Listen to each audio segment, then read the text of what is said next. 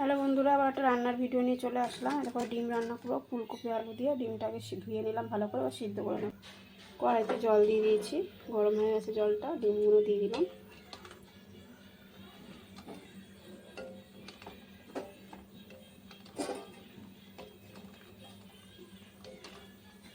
একটুখানি লবণ দিয়ে দিলাম। এবার ডিমটা সিদ্ধ। দেখো ডিমটা ফুটে এসছে। ডিমটা সিদ্ধ হয়ে গেছে, নামিয়ে নেব। এই দেখো বন্ধুরা, এখানে ফুলকপি কেটে নিয়েছি, ভালো করে ধুয়ে নিয়েছি কেটে।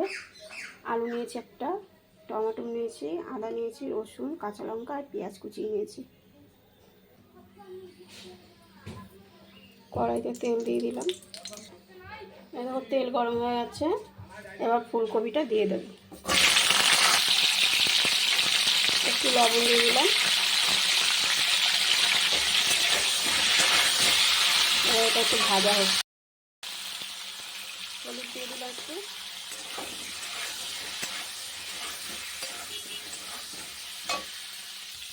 এইরকম ভাজা হচ্ছে, আরও ভাজা হবে।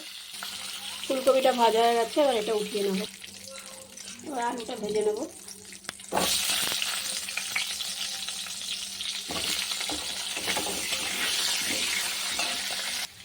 এই দেখো একটা কড়াই বসিয়ে দিয়েছি, এটা একটু ডিমটা একটু হালকা ভেজে নেব।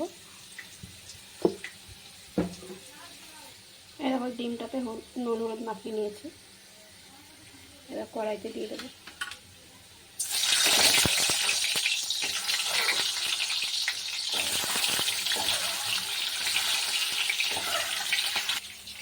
আলুটা ভাজা হয়ে গেছে, উঠিয়ে নেব।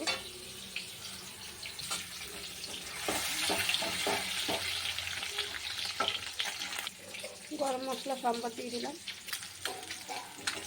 এরকম ডিমটা ভাজা হয়ে গেছে। ডিমটা হয়ে গেছে।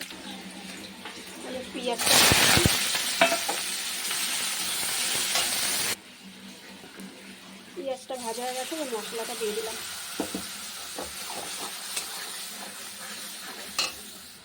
এরকম মশলাটা ভাজা হয়ে এসছে।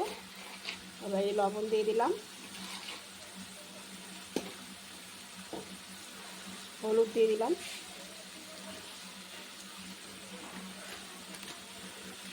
কাশ্মীর লঙ্কার গুঁড়ো দিয়ে দিলাম, জিরের গুঁড়ো দিয়ে দিলাম, মিক্সচারের বাটি ধোয়া জলটা দিয়ে দিলাম।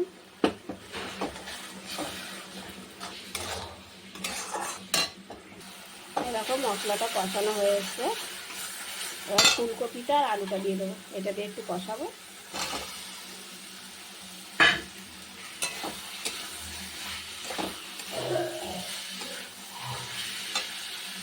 এইরকম মশলাটা কষানো হয়ে গেছে। ফুলকপি দিয়ে আলুটা দিয়েও কষানো হয়ে গেছে। এবার জল দিয়ে দেবো। এরকম তেল বেরিয়ে যাচ্ছে, এরকম জল দিয়ে দিলাম।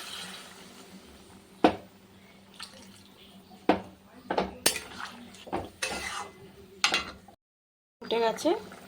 এই যে ডিমগুলো দিয়ে দিলাম।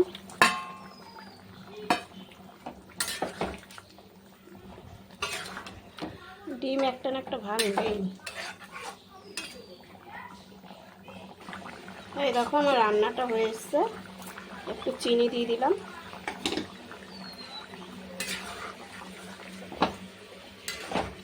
এই দেখো ফুলকপিও সিদ্ধ হয়ে গেছে,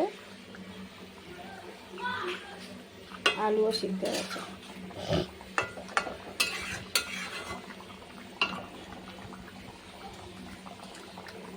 গরম মশলা দিয়ে নামিয়ে দেবো।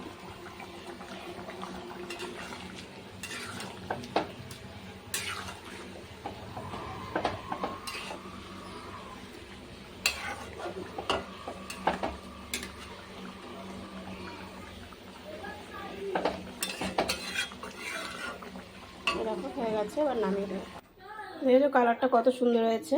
দেখো ফুলকপি দিয়ে আলু দিয়ে ডিম দিয়ে দেবো।